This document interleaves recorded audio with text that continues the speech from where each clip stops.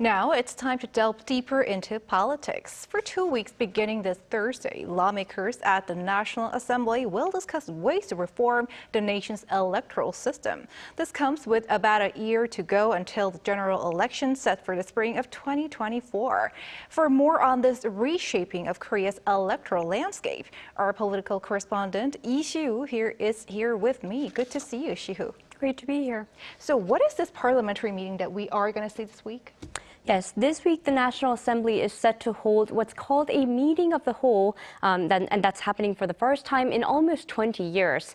Now, the meeting of the whole is held when there is a need for the parliament to freely discuss a certain bill before it's looked over at a plenary session. According to National Assembly rules, bills that pertain to governmental organizations, taxes, or those that may significantly affect the citizens of the country can be discussed at the meeting of the whole. The last time such a meeting was held was in 2004 when Parliament discussed the issue of the deployment of soldiers to Iraq. Right, so the meeting really holds great significance for sure. So what are the specific plans for the reform? What can you tell us about the reckonings here? Right, so the ruling and opposition parties have agreed on three specific proposals for electoral reform. The first proposal relates to distinguishing between urban and rural regions, which would mean 3 to 5 representatives are elected from densely populated districts, while a single representative would be elected from rural districts. At the same time, there would also be representatives elected using proportional representation, where the percentage of votes earned by a party proportionally equals the party's seats.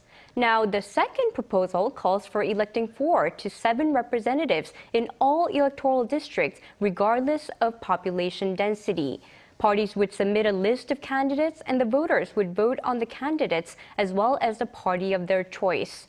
Now, the number of candidates elected here also depends on the percentage of votes cast for the chosen party.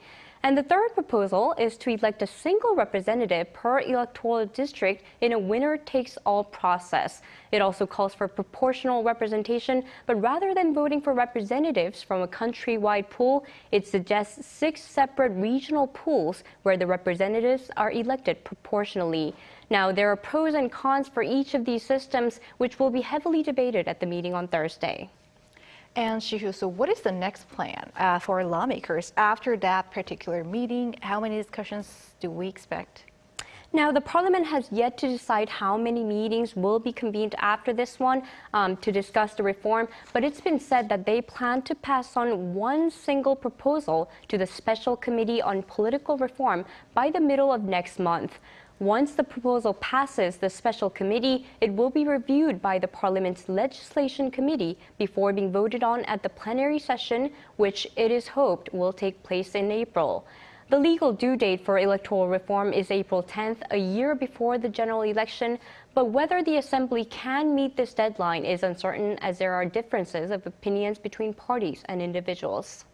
We will have to leave it there. All right, Shi-hoo, thanks for your report. Thank you.